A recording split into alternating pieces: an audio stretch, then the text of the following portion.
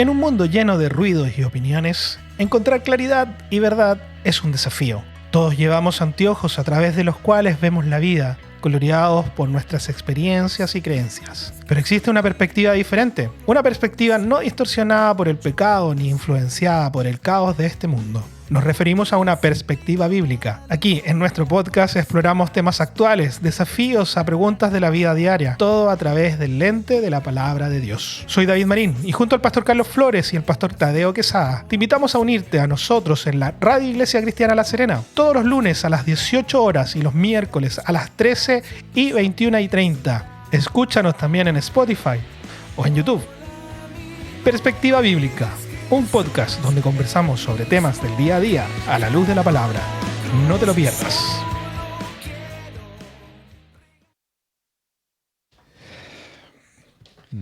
Bienvenidos. Saludamos a todos quienes nos acompañan en este día, día lunes. Ya estamos aquí desde nuestra... nuestra guarida. El pastor Tadeo se puso el gorro. No me he hecho el gorro. Estamos aquí ya listos y dispuestos para comenzar un nuevo programa de este podcast Perspectiva Bíblica. Saludamos también a los que nos escuchan después, ya sea en YouTube o en Spotify y también en Radio Pinamar. Pastor Tadeo, muy buenas, ¿cómo le ha ido? Buenas tardes, David. Muy bien, gracias al Señor. Saludo a todos nuestros hermanos que nos escuchan también y espero podamos aportar hoy día una visión bíblica y con una perspectiva bien de acuerdo a Dios sobre este tema tan complejo que vamos a ver el día de hoy. Amén. Pastor Carlos, buenas tardes. Buenas tardes, David. Buenas tardes, Pastor Tadeo. Y un saludo a todos nuestros hermanos y quienes nos escuchan a través de las distintas plataformas. Y bueno, como decía el pastor, prestos para hacerle frente a esta temática. Sí, una temática en la cual nos vemos, no sé si obligado, pero con la necesidad y la importancia de poder conversar y tratar estos temas como otros que hemos ido tratando en el programa, en donde tener estas conversaciones, y para mí es una gran bendición poder tenerla directamente con ustedes y hacerle las preguntas que tal vez muchos de los hermanos se hacen. Y así tener todos la oportunidad de aprender un poco más, de ser también corregidos por la palabra y tener las herramientas y las ideas correctas respecto a estos temas que son difíciles, y en particular hoy día que vamos a estar tratando el tema lo llamamos así, ¿no? El error del orgullo gay. ¿Y por qué de esa forma? Porque se conmemora en nuestra sociedad el mes de junio como un mes donde este movimiento celebra, ¿no? De distintas formas. Y cada vez ha venido celebrando de una forma más intensa, más presente, más incluso Provocativa. Sí. Y también aceptada por la sociedad. Cada vez más la gente está tolerando, o sea, no sé si la palabra correcta es tolerar, es como aceptando todas las celebraciones y cosas que se hacen. Entonces hay distintas aristas de este tema. Y quisiera partir un poco agregando algunos antecedentes. Lo que estuve leyendo señala de que todo esto surge por una revuelta que hubo en un lugar, en un pub, Stonewall, en el 28 de junio de 1969, ya por ahí, donde por unos días estuvieron realizándose una serie de manifestaciones en ese bar, donde se fue como catalizando un poco este movimiento LGBT. Y de ahí en adelante, cada año, desde el año siguiente, o sea, el 70, parte una conmemoración por este 28 de junio, donde se comienzan a hacer estas marchas, etcétera, etcétera, etcétera, donde después ya, bueno, en Estados Unidos se nombra el mes de junio como el mes del orgullo gay, y bueno, ya eso surgió y se fue haciendo masivo al resto de los países. Y bueno, vemos hoy día cómo las empresas y las marcas cambian sus logos, sus sitios web ya tienen otro tono. Y incluso yo creo que intencional uso del arco iris como símbolo de ese orgullo. Pastores, no sé, si pudiésemos comenzar la conversación usando lo que muchas veces nos han comentado ustedes o algunos hermanos en la iglesia, que cuando se señala que cuando nosotros identificamos algo falso, conociendo lo verdadero. Partamos por ahí. ¿Qué es lo que dice la Biblia respecto a la sexualidad?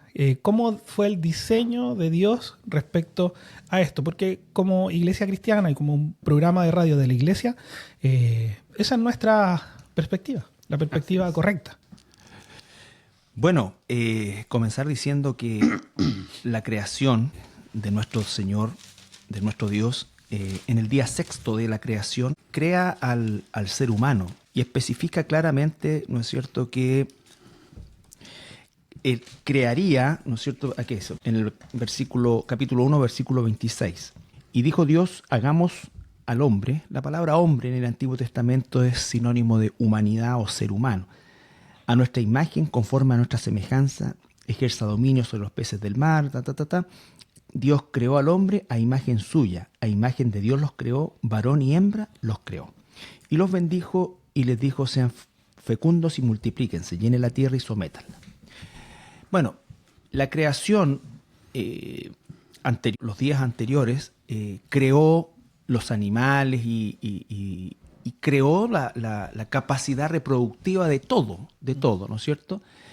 Y cuando crea al ser humano, instaura algo distinto, algo que va a diferenciar esta criatura, ¿no es cierto?, que es el hecho de la imagen y semejanza, entendiendo que no es la parte física como tal, sino que es justamente la concepción moral y también la concepción general por sobre el resto de la creación, pero claramente dice, los creó varón y hembra. Y la primera ordenanza que les da es de carácter reproductivo, que ya es un punto sobre el cual esta modalidad hoy día, ¿no es cierto?, de ver la sexualidad, bueno, no hoy día, porque la homosexualidad y la perversión sexual es una temática de toda la historia humana, desde la caída en adelante. Pero el origen es así, ¿no es cierto? De hecho, cromosómicamente existe el varón fue creado con el cromosoma Y, XY, y la mujer con el cromosoma XX. Por lo tanto, ya desde el punto de vista celular, cromosómico, de información genética, está establecido esta diferencia, ¿no es cierto? Que obviamente esa diferencia tiene muchos elementos que son complementarios, pero parte sobre la base de esta diferencia.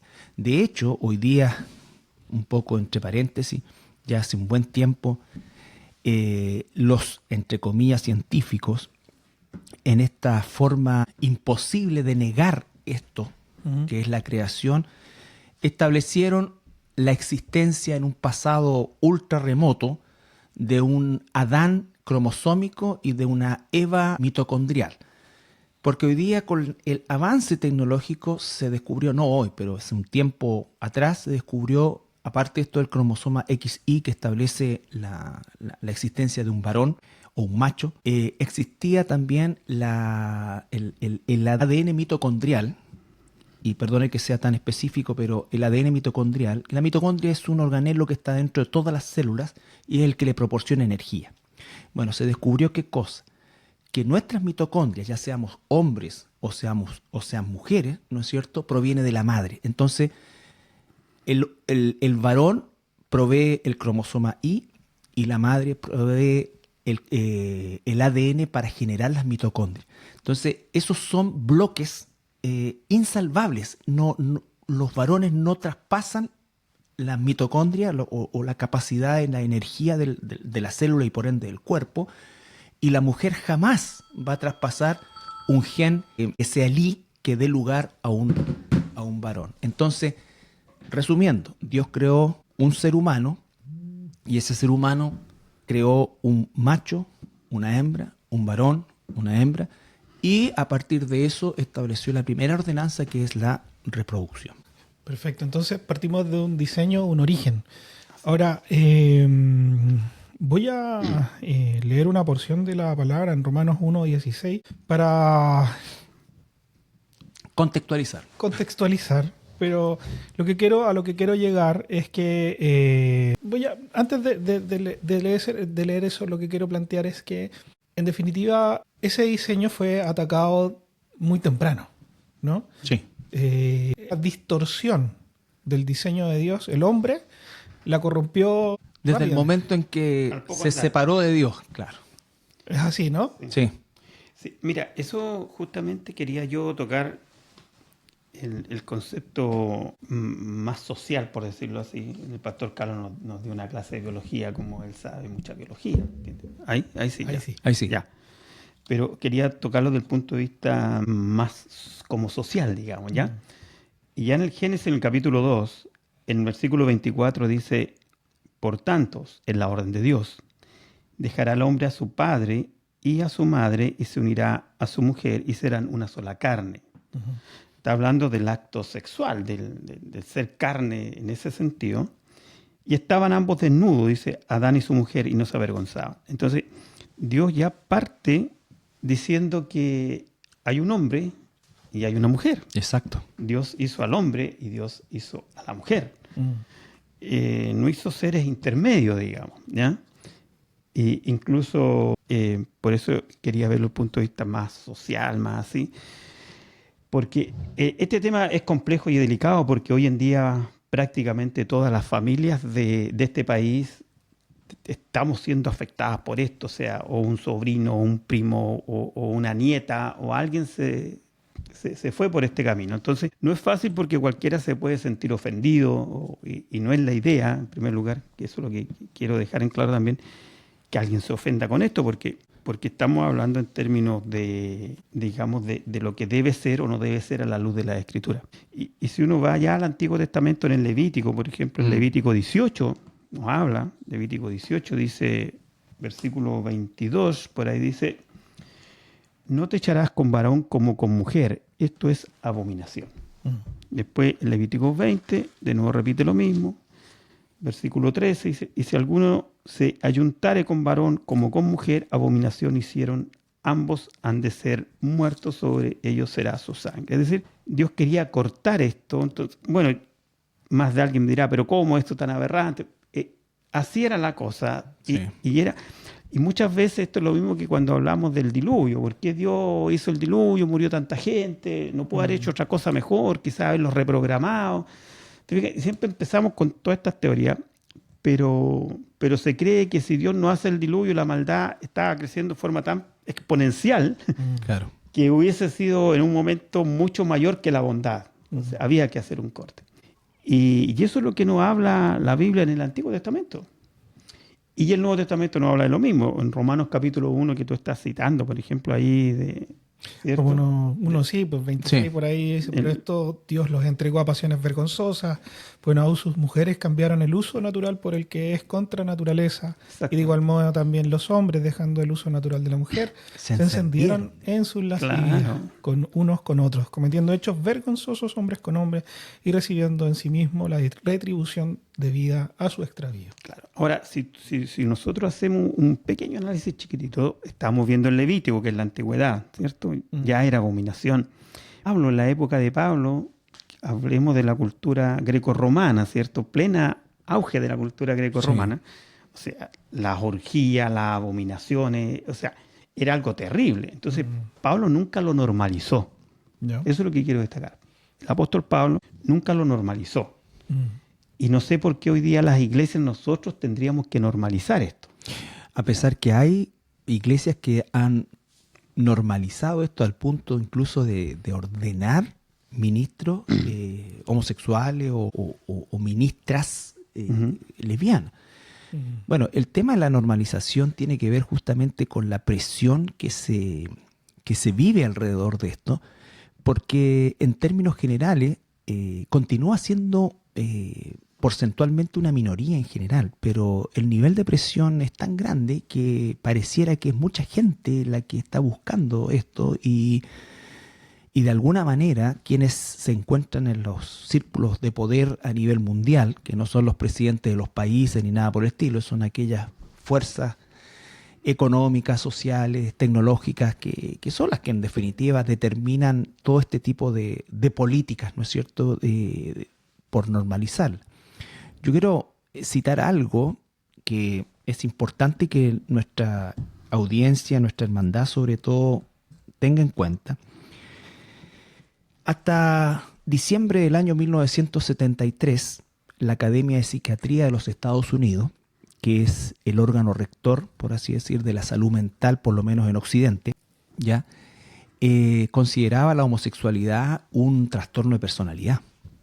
Un trastorno de personalidad y en algunos casos grave. Sin embargo, por la presión de estos lobbies, ¿no es cierto?, a nivel de poder, obligó a sacarlo del listado de enfermedades. Hoy día la Organización Mundial de la Salud lo ratificó por allá por el 2016, me parece. Pero esto se originó ahí, o sea, un ente, como quien diría, ¿no es cierto?, la clínica Cervel o la clínica Mayo en situaciones de carácter respiratorio, por ejemplo, que son organismos que dictan pautas a nivel mundial. Bueno, la Academia de Psiquiatría dictaba o dicta todavía pautas a nivel mundial en relación a la salud mental y hasta el año 1973 la homosexualidad era considerado un trastorno de personalidad grave y se trataba como tal. Ahora, podríamos nosotros diferir en cuanto a la forma en que se trataba, pero se le consideraba como lo que es un trastorno de personalidad. Entonces, esto genera, ¿no es cierto?, que al sacarlo de un listado de enfermedad se considere que ya no lo es. Pero esto es como que si nosotros sacáramos, no sé, pues el SIDA del listado de enfermedad y porque lo sacamos de un listado significa que no es enfermedad. Claro que no. Entonces, eso también es importante tenerlo claro, porque todo esto en el mundo moderno o en la época moderna, siglo XX, ¿no es cierto?, siglo XXI que estamos ahora, son políticas que no tienen que ver con la realidad de las cosas, sino que tienen que ver con presiones de carácter social, ¿no es cierto?, moral, y la decadencia moral que existe en todo orden, ¿no es cierto?, corrupción y todo lo que vemos nosotros, es un caldo de cultivo para que surjan todas estas situaciones y se consideren normales. Entonces, es un tema que tiene un respaldo a nivel mundial y de los círculos de poder que son los que en definitiva determinan el ritmo y las políticas del mundo, lo que llaman, por ejemplo, tratados internacionales, que a los países del tercer mundo como nosotros nos tienen amarrados en distintas cosas que probablemente el grueso de la población no está de acuerdo, pero se tiene que hacer. Es como este tema del aborto que anunció el presidente en su discurso como gran tema, como si estuviera la gente deseosa de matar niños, o sea, como una necesidad imperiosa. No es una necesidad de la población. Si uno hiciera una encuesta a 100 personas, probablemente me atrevería a decir que más del 90% no estaría en sus prioridades eso. Claro. ¿Me entiendes? Pero son presiones de estos grupos de poder. Ahora, igual en este tema, como en muchos que hemos visto, uno los puede abordar profundizando en muchos aspectos bien específicos, ¿no? Uh-huh. De por qué surge, tal vez, haciéndose preguntas como si se nace o se hace, etcétera, etcétera, etcétera. Yeah. Pero no es quisiera que tal vez pudiésemos ahora como tratar de plantear cómo los hermanos, ¿sí? Uh-huh.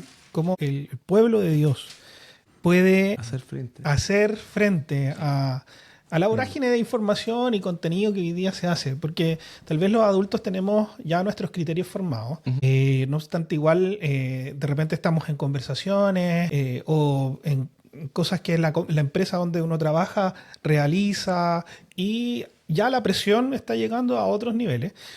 Y también hay una etapa de los que son más chicos, en los colegios, en los liceos, y también después en las universidades, en donde estas agendas ya han ido capturando momentos del proceso formativo incluso. Sí. Entonces, ¿cómo los cristianos, desde lo más general a lo particular, cómo los cristianos pueden, cuál va a ser la postura? Mira, si me permite, antes de darle la palabra al pastor Tadeo, nosotros primero hemos establecido, la primera pregunta fue en relación a cómo es el modelo de Dios, ¿no es cierto? Y todo lo que vemos apunta a que ratifica el modelo. Lo que dije yo acerca del concepto genético, de todo esto, ratifica el modelo de Dios. La psiquiatría ratifica el modelo de Dios y por presiones lo sacó. Y además de eso, y con esto termino la parte científica, entre comillas, o por lo menos para que tengamos nosotros que no estamos hablando de un concepto ni biológico, ni psicológico, sino que estamos hablando de un concepto de un trastorno propiamente tal. Y el concepto genético también es fundamental porque en la década del 80 se hizo el primer gran estudio del genoma humano y una parte importante estaba financiado justamente por el lobby gay con la certeza, la esperanza, ¿no es cierto?, mejor dicho, de que se encontraría el gen homosexual. Bueno, no se encontró en ese momento, en un estudio de 10 años, ¿no es cierto?, hecho por Sir Francis Collins, un hermano nuestro, y este estudio, o esta forma de estudio, se volvió a repetir el año 2019, con el mismo resultado. No existe. Entonces, es un tema netamente conductual. Es un tema netamente conductual. Ahora, ¿por qué es tan importante esto? Porque nuestra postura no obedece a un concepto filosófico o no obedece, es espiritual, pero no es subjetivo, es una realidad. Todo lo que se teje en relación a esto de parte del mundo sí que es subjetivo y sí que obedece a un romper incluso el sistema normal de pensamiento, o sea, es torcer la forma de pensar. Es torcer la forma de pensar. Eso, entonces, te obliga, por un proceso conductual, a torcer la forma normal de pensar y de actuar de un ser humano. Que atenta contra lo natural, al fin. Que atenta contra lo natural. Entonces, lo que es un trastorno se transforma en algo normal. Y lo normal empieza a verse como anormal. Claro. Sí. Mira, bueno, respecto a eso, volviendo al tema de las como relaciones humanas, por decirlo así, de las relaciones entre personas, ¿ya? Como dijimos antes, Dios hizo un hombre y Dios hizo una mujer, ¿cierto? Y la idea era básicamente que se complementaran, que fueran los dos uno, por eso dice, y los dos serán una sola carne. O sea, hay un complemento entre el hombre y la mujer. Y vemos los propósitos que Dios tiene con este matrimonio de un hombre y una mujer, que es primero procreación, es básico, ¿ya? El amor, expresar amor, recibir amor, dar amor y comunión. Tener armonía, tener comunión, tener el sostenerse el uno al otro. Eso eran básicamente lo que Dios ordenó y fue por lo que Dios lo hizo. Pero pasa hoy en día, un poco quiero, de ese Romanos 1, digamos, hay un versículo que es el 25, dice, cambiaron la verdad de Dios, dice, por la mentira, dando culto a las criaturas antes que al Creador. Y eso es fundamental porque cuando la sociedad cambia la verdad de Dios, ¿ya? Simplemente dice, no, pero es que eso dice la Biblia, pero esto es otro. ¿Por qué pasa eso? Porque pone en un mismo plano de igualdad al Creador, sus mandatos, con el hombre y sus normas. Entonces, cuando uno quiere poner en un mismo plano a Dios, los mandamientos de Dios, con el hombre, evidente que al final te gusta más lo del hombre, son los dos iguales. O sea, tú crees en Dios, ese es tu pensamiento, el mío es otro. Es que no es mi pensamiento. Cuando Dios dice no matarás, no es porque yo creo que no se debe matar, es porque Dios dice que no hay que matar. Yo me sumo después a ese pensamiento, pero Dios lo dice. Y cuando Dios dice que no se debe robar, es que no hay que robar. No es que tú dices que no robas, pero yo puedo robar porque yo no creo en tus mandamientos. Entonces, muchas veces caemos en esos juegos y no debemos nosotros, los hijos de Dios, caer en eso, en que quieran poner las normas humanas en el mismo nivel de los mandamientos de Dios, ¿ya? ¿Y por qué lo digo? Porque todo esto de los movimientos homosexuales y todos esos nombres que tienen, ya existían en la época del diluvio. Acuérdense cuando Dios hizo, Sí. después Sodoma y Gomorra, era lo mismo. O sea, esto es una cosa muy vieja. Claro. Y nunca en la Biblia Dios lo aprobó. Lo digo porque quizás alguien va a preguntar por ahí, es muy recurrente dentro de las culturas de los homosexuales, es decir, es que David amaba a Jonatán, porque Claro. la Biblia dice que David amaba a Jonatán. Ujú. Pero entendemos que el amor de David a Jonatán era un amor de hermanos. O sea, tú puedes tener un amigo y amar a tu amigo, y realmente todos tuvimos amigos en el colegio y fuimos con pinche, ¿te fijas? Pero eso no significa que traspasábamos una línea y íbamos a ser homosexuales, ¿te fijas? Entonces, hoy en día está muy, muy dado eso, y lo cual es tomar la Biblia con fines mezquinos, tergiversarla y hacerla que no diga lo que dice. Claro. Ahora, incluso mira lo que voy a decir, poniéndonos en el peor de los casos, que así haya sido. No por eso lo vas tú a seguir. Si hubiese habido un ejemplo en la Biblia, que no lo hay, pero si hubiese habido, porque entonces tendríamos que, así como David fue adúltero, entonces nosotros también seamos adúlteros. Claro. No podemos, Claro, es no que- podemos seguir esa lógica, nunca. Claro. Contestando un poco la pregunta y complementando lo que dice el pastor Tadeo, ¿cómo los cristianos hacemos frente a esto? Bueno, lo primero es saber que nosotros incluso dentro del pueblo de Dios podemos resultar ser una minoría respecto a lo claro que debe quedar la línea respecto a lo que Dios dice, ¿no es cierto? Ahora, en 1 Corintios capítulo 6, versículo 9 al 11, dice, o no saben, el apóstol Pablo, está hablando en esta iglesia de Corinto, que era una iglesia que estaba griega, ¿no es cierto? Donde estas prácticas eran comunes. O no saben que los injustos no heredarán el reino de Dios, no se dejen engañar. Y aquí comienza un listado. Ni los inmorales, ni los idólatras, ni los adúlteros, ni los afeminados, ni los homosexuales, ni los ladrones, ni los avaros, ni los borrachos, ni los difamadores, ni los estafadores heredarán el reino de Dios. Y dice después, y esto eran algunos de ustedes, pero fueron lavados, pero fueron santificados, fueron justificados en el nombre del Señor Jesucristo y en el Espíritu de nuestro Dios. La homosexualidad, así como cualquier pecado, es redimible. Claro. Es redimible. Por eso es que nosotros debemos no discriminar desde el punto de vista de una persona con una condición de homosexualidad. Aquí nombra, ¿no es cierto?, adúlteros, ¿ya?, ladrones, todos estos que son en definitiva pecados por los cuales no heredarán el reino de Dios. Y dentro de ese listado está la homosexualidad. Y por lo tanto es un pecado redimible. Y esto es a lo que nos tiene que llevar nosotros el punto. Es tener un corazón de misericordia hacia aquellos que están en esa condición.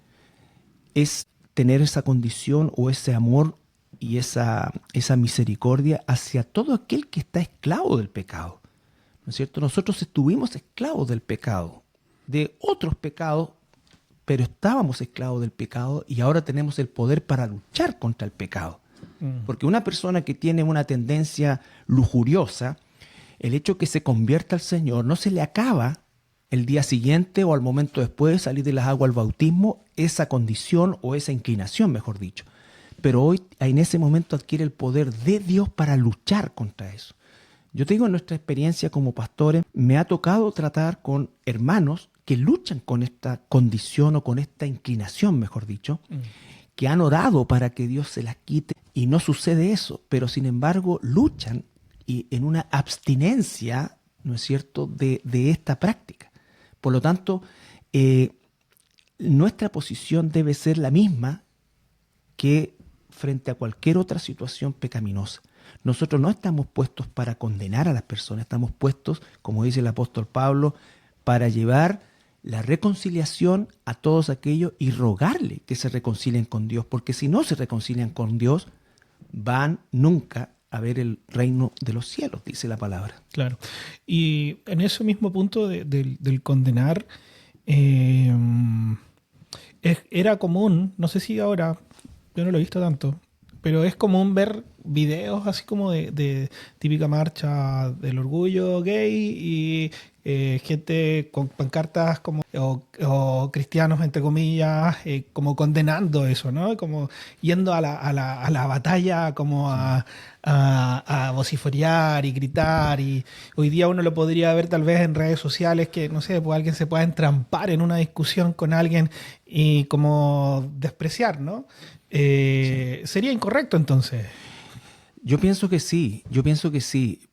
Yo creo que si uno pudiera esas mismas pancartas levantarlas con un real anhelo de que estas personas encontraran el arrepentimiento en el Señor, sería una fórmula de poder hacerlo. Pero imponer desde... O sea, nosotros no estamos hablando de una ideología, las ideologías se confrontan. Nosotros estamos orando y clamando y rogando a las personas que se reconcilien con Dios, no con nosotros. Claro. ¿Me entiendes? Porque si fuera eso, tendríamos que ponernos afuera del Congreso, ¿no es cierto?, con pancartas en contra de los ladrones, Claro. o en contra de, no sé, o los corruptos, Y al o lo final, que sea. Y al final, ¿qué vamos a hacer? No, y lo que viene diciendo, por ejemplo, en el versículo que leía de Romanos 1, parte la idea desde el versículo 16 más o menos, donde Pablo dice, no me avergüenzo del evangelio, que es poder de Dios. O sea, al final, esto decanta en este pecado y en otros más. O sea, el enfoque nuestro es el evangelio, es predicar la verdad de Si Cristo. alguien se arrodilla y les ruega, por favor, arrepiéntanse, y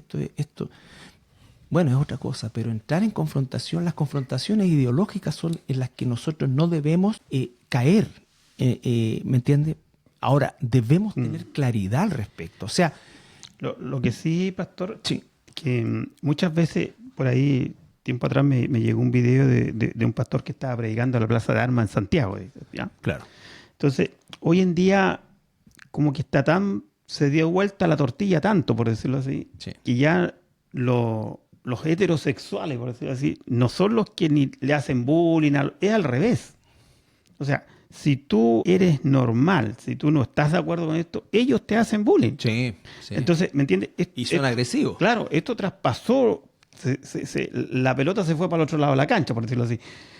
Estaba un pastor predicando y llegaron unos tipos homosexuales de esos que andan en la plaza Santiago, que se muestran por ahí, que muchos de ellos realizan prostitución, ¿cómo se llama esto? Comercio sexual. Y atacar al predicador, sin que el predicador estuviera hablando contra ellos, ¿me entiendes? Es una cosa que hoy día es una locura a ese nivel, o sea... Sí. Se ha dado vuelta todo. Se ha dado vuelta porque el cristiano es... yo te aseguro que en cualquier conversación social, tú como hijo de Dios, tienes una posición bíblica y te van a atacar, la gran mayoría se te va a ir encima. ¿Te fijas? Entonces, hoy día no es como era 40 años atrás, donde se hacía chiste del que era homosexual, se reían de él, le ponían sobrenombres, apodos. Eso estaba mal, po. Estaba mal, pero hoy día es al revés. Así como tratar hoy mal día, a cualquier pecador y ridiculizarlo. Claro, lo que pasa es que también lo que dice el pastor es cierto, pero los cristianos debemos saber que estamos expuestos a eso, porque la pregunta es cómo nosotros nos presentamos frente a ellos. O sea, a Jesús lo crucificaron, a los apóstoles los persiguieron, ¿me entiendes? Entonces, ¿cuál es nuestra postura frente a eso? Claro, es que existe la homofobia. Eso Lógico, no lo podemos negar, ¿no? Exacto. Pero nosotros no estamos en ese lado de la vereda, no somos homofóbicos, en el punto en que vamos a agredir, ya sea verbal. Vamos a llamar al arrepentimiento. Tú analizas en Chile, todos los días ves en la televisión crímenes, pero nunca se ha visto crímenes de una persona que ande por ahí con una metralleta matando homosexuales. Y esa cuestión no es así. O sea, también hay una exageración en eso. Sí, o sea, eso estoy de acuerdo. Yo te digo, en Chile... Por ejemplo, en Estados Unidos se matan por negros y blancos. Claro. Pero no existe ese tipo de matanza, es verdad. ¿No? Entonces, hoy en día está en la propaganda, está en lo que nos han invadido, que pareciera que, yo te digo, no sé cuánta gente en Chile muere por ser homosexual. O sea, sí, hasta lo que va del año, creo que ninguno. En los países musulmanes los matan. Sí, pero acá creo que lo que va del año, ninguno. Ya estamos a mitad de año, ¿te fijas? Pero sí matan a gente para robarle el celular, para esto, para lo otro. Ahora, entre medio puede haber sido que alguno era homosexual, pero lo matan para robarle el celular, no por ser homosexual. ¿Te fijas?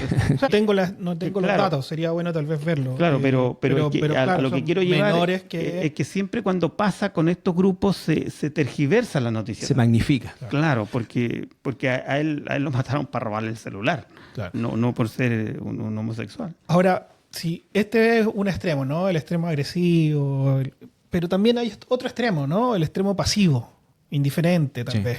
Que tal vez no sé, pues si en una conversación alguien plantea algo, prefiere quedarse detrás de bambalina y no expresar la verdad bíblica, este también está equivocado, ¿no? Absolutamente. Sí. Absolutamente, porque claro que nos compete.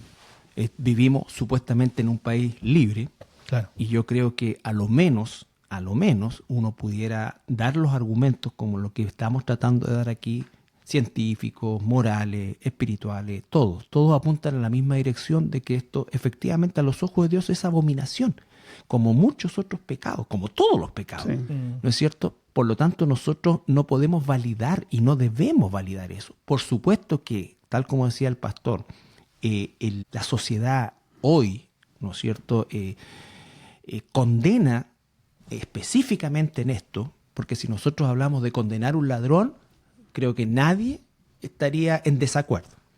Y es un pecado como los que aparecen acá. Pero condenar una perversión sexual, tendríamos mucha gente que está en desacuerdo. Algunos por conveniencia, otros por indiferencia, otros porque participan de eso. Entonces, el punto es que esto se ha normalizado. Claro. Entonces ya no es un pecado, ya no se le puede ni siquiera nombrar eso. Y ese es el problema. Y eso es incluso la decadencia de la incluso sociedad. la palabra pecado ya se relativizó. Ya se relativizó. O sea, nadie dice algo que es pecado, dice son conductas, le cambian el nombre. Y mira, hay siempre la pregunta quizás que alguien se estará haciendo de nuestro hermano que lo está escuchando: ¿qué hacemos frente a una persona homosexual? ¿Cómo yo lo enfrento? ¿Cómo comparto con él? ¿Qué es lo que yo debería hacer?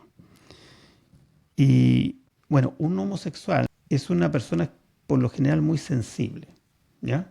Porque él en alguna medida se siente o tiene complejos de culpa, se siente culpable porque en el fondo sabe que no está correcto lo que está haciendo. Igual que podría sentir culpa un alcohólico, un drogadicto. O sea, por mucho que se justifique o tenga sus argumentos, en el fondo sabe que no va por ahí la cosa, que no es la norma, digamos. ¿Ya? Y yo personalmente creo que, como bien lo explicaron ustedes antes, nuestra actitud debe ser siempre de llevarlo en amor a Dios. Claro. Si entendemos que es un pecador, y como bien nos explicaba el pastor Carlos en la parte biológica, puede ser un trastorno, ¿ya? Y quiero leer este pasaje, quizás ya como último pasaje de lo que quiero leer, que está en Santiago capítulo 5 y versículos 19-20, que son los últimos versículos de la carta de Santiago. Dice: hermanos, si alguno entre vosotros se ha extraviado de la verdad y alguno le hace volver, ¿me entiendes? Ese es extravío, tú lo haces volver. Sepa que el que haga volver al pecador del error de su camino, salvará de muerte un alma y cubrirá multitud de pecados. Y eso debería ser nuestra actitud. Entender que esa persona, yo no le debo fomentar el vicio, como se decía antiguamente, sino que debo volverlo de ese camino que tomó. Como tengo que volver al alcohólico, como tengo que volver al adúltero. Si tú ves a tu amigo que está en adulterio, tú le vas a decir: no amigo, no es el camino, vas a destruir tu esposa, tus hijos, tu familia, todo. Y lo vas a querer volver, sacarlo de eso. Uh-huh. Pienso que serías muy mal amigo si lo aplaudes. Claro. O le dices: pucha, oye, que eres tremendo, mira cómo, tú, 2, 3 mujeres, ¿te fijas? Lo vas a hacer. Es lo mismo acá. Claro. Y eso esa debería ser nuestra labor, nuestra tarea. Más que entrar en discusiones, que en alegatos, porque los argumentos humanos hoy en día, nosotros tenemos un argumento divino. Sí. Y frente a esto es procurar que esa persona deje su mal camino, y eso es esa debería ser nuestra actitud, pienso yo. Sí. Claro.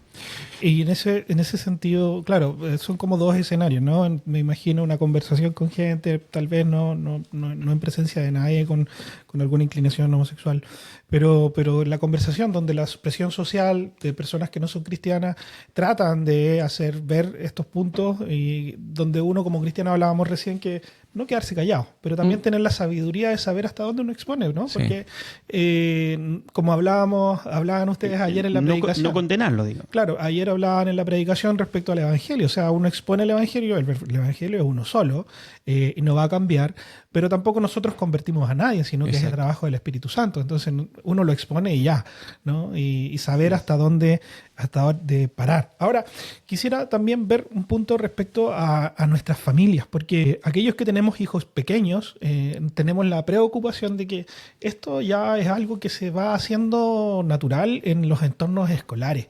donde las tías, los profesores, etcétera, etcétera, etcétera, ya sea por voluntad propia o porque ahí el hermano Fernando nos compartía un documento de lineamientos, ¿cómo se llama? A ver, lo voy a buscar rápido. Pero Volvemos a los tratados internacionales o a los acuerdos internacionales, que son orientaciones de la diversidad sexual y de género del Ministerio de Educación, Claro. ¿no? Entonces, tenemos que trabajar esto en nuestras casas. Sí, absolutamente. Tenemos que enseñarle, porque los niños ven el arco iris que surge y pone Dios después como señal del diluvio, del pacto, después de Noé, el pacto ¿cierto? noético. Pero ven ahora el arco iris mal utilizado en todo lo demás. ¿Qué consejos, pastores, podemos, prácticos tal vez, tener para nosotros, los padres, que tenemos la oportunidad de poder enseñarle a nuestros hijos? ¿Cómo podemos presentarles esta verdad a ellos para que estén preparados en lo que se van a enfrentar en sus colegios, con sus amigos, etcétera? Mira, yo pienso que esto, como todos los temas de la vida, son formación. Y siempre hemos dicho nosotros que los colegios no forman personas, las personas se forman en sus casas, ¿cierto? En su hogar. El ejemplo de la madre, el ejemplo del padre. Y evidente que es responsabilidad de los padres desde niños educarlos de acuerdo a los principios bíblicos. ¿Ya? El tema está que hoy en día las personas, ya sea por poco tiempo o por último por cansancio, por lo que sea, entregan prácticamente toda la formación de sus hijos a un colegio, ¿ya? Y aquel que tiene un concepto o que vive en una ciudad donde hay un colegio cristiano de verdad, evangélico, y lo entrega ahí y descansa un poco en eso, ¿te fijas? El que es católico lo entrega a un colegio católico y también descansa un poco en eso. El tema está con las personas que a lo mejor no tienen los recursos para un colegio privado caro donde quiera él que le enseñan ciertos valores y entra a la educación pública. Claro, ni ¿sí? los privados, perdón, pero ni los privados Ni los están así privados, asegurados. no. Claro, pero básicamente estos grandes problemas son en la educación pública, ¿cierto? Porque ahí donde la gente que nos gobierna hace lo que quiere. Y es aquellos padres los cuales tienen que tener más cuidado y ellos como enseñar las bases a sus hijos. Claro. ¿Entiendes? Porque si la profesora enseña algo, en el fondo, para cuidar su trabajo, porque no creo que todos los profesores de Chile están de acuerdo con eso, sino que muchos lo hacen porque tienen que cuidar su pega. Porque si no enseñan eso, los despiden del trabajo. ¿Cierto? Es tan simple como eso. Es fundamental la familia. Es fundamental la familia. Yo creo que hoy día más que nunca la familia tiene que fortalecerse y va a tener que dar batallas duras, pero son así nomás. ¿Qué le vamos a hacer? Siempre ha sido así. Sí, bueno, la Biblia insta a los padres a instruir a sus hijos desde pequeño. Y yo creo que los peligros para los niños han estado a lo largo de toda la historia humana. Sin embargo, esta época, como digo, de la normalización de aspectos como este, requieren una inversión igual de profunda por parte de los padres y confiar en Dios, confiar en el poder de la palabra de Dios para formar a nuestros niños. No darle un poder aún mayor, porque claro, todos dicen, es terrible, ¿no? Por cómo hacen los niños en el colegio, mire, y claro, eso lo sabemos que el mundo va a ser así, pero mayor el que está en nosotros que el que está en el mundo, y si logramos nosotros invertir en nuestros hijos, vamos a poder ver también la mano de Dios con más gloria en medio de un ambiente sumamente hostil en esto. Entonces el llamado es ese, a no descansar en cuanto a la educación y a la formación de nuestros niños en los hogares cristianos. Y eso parte justamente, por eso dice el Deuteronomio, en el camino, cuando vas para allá, porque el niño no solamente escucha una enseñanza, sino que ve, entiende, se relaciona. Y en definitiva, esto es la fórmula, y confiar en Dios. Yo siempre le digo, hay que confiar en Dios, porque andamos por fe, no por vista. La vista nos dice que realmente es algo abrumador, y parece que no hay escapatoria, pero sí la hay en Cristo. Y sí, depende de nuestra formación.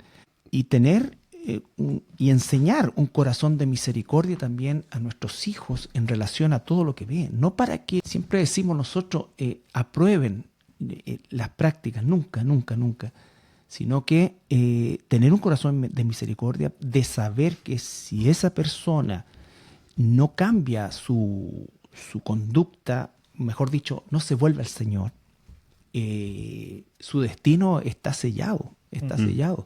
Entonces, no por ser homosexual en sí, sino por nunca volverse a Dios, porque solo Dios es el que puede cambiar esa condición, solo Dios es el que puede contener y dar el poder para contener esa condición. Por ejemplo, hay hermanos que son ludópatas o alcohólicos. Un ludópata y un alcohólico, por definición, en la mayoría de los casos, salvo excepciones que el Señor hace, que en un momento determinado se ora y nunca más prueba una gota de alcohol y no tiene ninguna tentación o no se tienta a jugar. Hay hermanos ludópatas que luchan con esa condición y cada día, cada momento doblan su rodilla porque han reconocido que eso es un pecado horrible también. Piensa hoy día cómo, porque estoy hablando que antes la tentación era ir al casino, si es que había en una ciudad. Pero hoy día tú tienes la apuesta en el móvil, claro, una y otra vez. O sea, se puede. ¿Cómo lo hacemos eso? ¿Le vamos a quitar el teléfono? No. Entonces, el poder de Dios tiene que sacarlos y ayudarles a enfrentar eso y a luchar y que no los domine y ellos en el Señor dominarlo. Por lo tanto, la homosexualidad es lo mismo. Lo que no debe hacer la iglesia nunca y nunca se debe permitir en la enseñanza a nuestros hijos es considerarlo como algo normal, algo correcto, porque no lo es. Nosotros acá hemos tenido instancias de jóvenes incluso a los cuales se les ha aceptado participar en la iglesia, pero obviamente bajo los parámetros de orden y decencia según la iglesia. O sea, si tú tienes una conducta y quieres cambiarla realmente porque has reconocido que es un pecado delante de Dios, vas a recibir toda la ayuda. Pero si quieres validarla, por supuesto que no hay cabida para eso. No hay cabida para eso en la iglesia. No venimos en la iglesia porque muchos dicen, oye, pero es la casa de Dios, cualquiera puede entrar, sí, pero tiene que salir distinto. No entra para validar el pecado, entra para ser transformado de ese pecado. Gracias. Y bueno, cerremos con eso, porque sí, al final el tema central creo que está en el Evangelio. Así es. Romanos 5:8 nos muestra que Dios demuestra su amor para con nosotros en que siendo aún pecadores, Cristo murió por nosotros. Amén. Entonces esa es nuestra confianza y es la verdad que predicamos y la verdad que queremos vivir y la que podemos también compartir con nuestras familias, sí, como decía el pastor, y lo hemos conversado en otras oportunidades.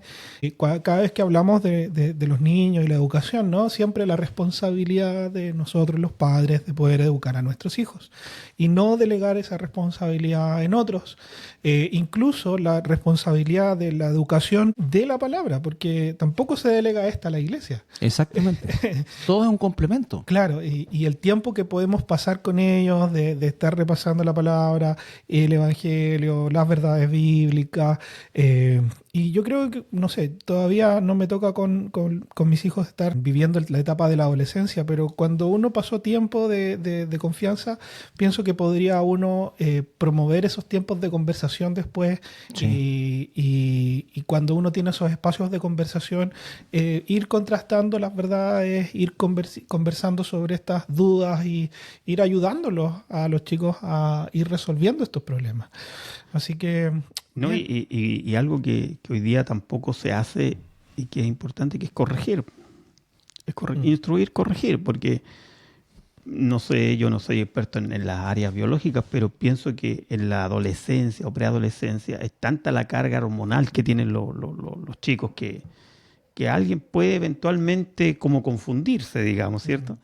Pero ahí están los padres para corregir, para instruir, para educar en lo que corresponda, en lo que corresponda. Puede eventualmente, como puede a esa edad darle por fumar marihuana, pues no sé, pues hay tantas cosas que la mente humana puede reaccionar de una manera. Entonces ahí están los padres para instruir, para corregir, incluso desde más pequeños, desde la vestimenta. Tengan cuidado los papás, las mamás, porque la mayoría de las personas que diseñan ropa de niños son homosexuales. Entonces igual cuando los vístanlo como varón, a la niña como niña, y no anden con esas ambigüedades o estas cosas de ese tipo, desde el corte de pelo, todas estas cosas para un chico es importante, para un varón, que él se sienta que es hombre, que él crea que es como su papá, y todos esos reflejos, esos referentes que debe tener un niño, que se ve como su papá, que él se quiere cortar el pelo como el papá. Hay que trabajar en eso y no dejar que la cosa, que el niño Que el medio lo forme. o que el medio lo forme. Sí. Eso Son es cierto. cosas bien básicas. Perdón que retome de nuevo un poco. Pero el rol que jugamos los padres en la masculinidad de nuestros hijos. Sí, ¿no? absoluto. Y el rol que juegan las madres en la feminidad de sus hijas. Incluso en cruzado, porque al final el hijo va a buscar, o es mi esperanza en verdad, pero creo que es así, alguien que cumpla así como lo hizo su madre, Así es. ¿o no? Sí. Alguien que esté al estándar del rol que jugó su madre, y por eso el cumplir nuestros propios roles nos va a ayudar a poder formar eso en nuestros hijos. Sí. Esas cosas no son secundarias y no se deben dejar al azar porque la formación es integral. Formamos espiritualmente, pero si los padres renunciamos a traspasar una formación viril a nuestros hijos, la dejamos al medio. Entonces tenemos que tener el cuidado también de eso y, como digo, ahora, el extremo de esto, ¿no es cierto?, es el concepto del machismo, que es siempre a lo que hacen alusión, pero entonces hoy día el mundo lo que hace es que los niños jueguen con muñecas para que sociabilicen y todo esto, y se hablaba del lado femenino. No existe eso, o sea, el varón es varón. Y no se trata de hacerlo arar ni que ninguna cosa, pero sí cosas en las que se tiene que invertir tiempo, en el buen sentido de la palabra. A lo mejor antiguamente era una cosa más bien agresiva, ¿no es cierto?, en el sentido con los padres, en su formación y esto, pero tenía un contenido también eso. Yo creo que hoy día la feminización... Había una intencionalidad. Están feminizados los niños en general. Yo entiendo que a veces un niño le puede ayudar a la mamá a hacer unas galletas y esta cosa así, pero otra cosa es incentivar a que el niño le guste la cocina. O sea, no estoy diciendo con esto que va a ser un homosexual. Yo estudié cocina, perdón. No, pero de adulto, o sea, estoy hablando de labores de niños. O sea, mira, te voy a decir una cosa. Nosotros regalamos una cocinita con hartas cositas a una sobrina nieta que tengo yo, ¿ya? Y algunas de las personas que estaban invitadas ahí, o sea, eso fue ya casi aberrante, es como que la esclavicé. Entonces, ¿cómo va a ser eso? O al niño regalarle un auto o una pelota, aunque sea malo para el deporte. Pero son cosas que son parte de la formación de esto. Distorsionar eso es torcer eso. La irresponsabilidad de permitir que un niño de 5 o 6 años se vista como una niñita no solamente es una distorsión de todo, sino que además es un pecado contra el Creador. Claro. contra el Creador. Y al final no deja de ser la misma estrategia que vemos en muchos otros temas de la distorsión. De la que busca distorsión hacer total. el mundo con respecto a, no sé, pues en este caso, el diseño de Dios del hombre y la mujer, en el caso del feminismo con respecto a la mujer como tal, Claro. en el caso del aborto con el deshumanizar al ser humano Claro. y descartarlo porque todavía no ha dejado de ser En el fondo es la lucha del mal, de Satanás Claro, siempre queriendo destruir a la creación, a todo destruirlo. Y aunque nos parezca a veces para alguien que nos pueda estar escuchando un poco medieval lo que estoy diciendo, es la realidad. O sea, tenemos una lucha que no es contra carne ni sangre, Exactamente. es contra huestes espirituales de maldad, y eso es así. Y como hoy día nadie se atreve a decir o usar la palabra pecado o Satanás o eso por ser visto como retrógrado, nos han ganado un terreno tremendo, pero tenemos que volver a los orígenes. Así es.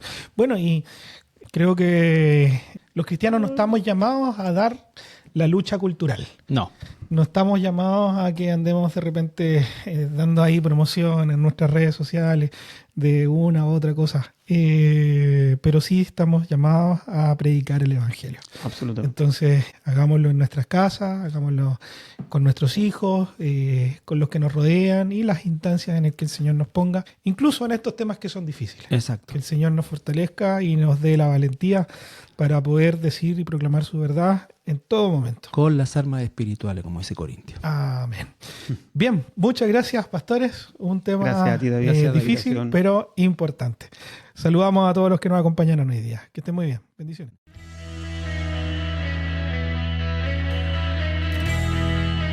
En un mundo lleno de ruidos y opiniones, encontrar claridad y verdad es un desafío. Todos llevamos anteojos a través de los cuales vemos la vida, coloreados por nuestras experiencias y creencias. Pero existe una perspectiva diferente, una perspectiva no distorsionada por el pecado ni influenciada por el caos de este mundo. Nos referimos a una perspectiva bíblica. Aquí, en nuestro podcast, exploramos temas actuales, desafíos a preguntas de la vida diaria, todo a través del lente de la palabra de Dios. Soy David Marín y junto al pastor Carlos Flores y el pastor Tadeo Quesada, te invitamos a unirte a nosotros en la Radio Iglesia Cristiana La Serena, todos los lunes a las 18 horas y los miércoles a las 13 y 21:30.